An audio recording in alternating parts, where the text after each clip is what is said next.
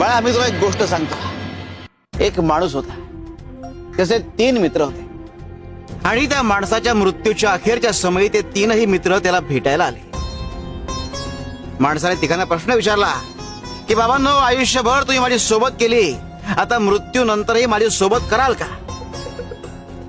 त्यावर पहिला मित्र म्हणाला की आयुष्यभर मी तुझी सोबत केली, मात्र आता माझा नाईलाज आहे. दुसरा मित्र म्हणाला की मी तुझी सोबत तुझे अंत्यविधी पूर्ण होईपर्यंत करू शकतो.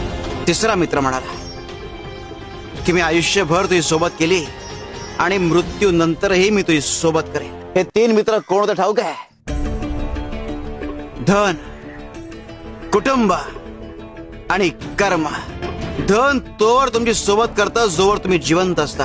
कुटुंब तोवर तुमची सोबत करतं जोवर तुमचे अंत्यविधी पूर्ण होत नाही. मात्र कर्म हे मृत्यूनंतर एक कायम तुमच्या सोबत असतं.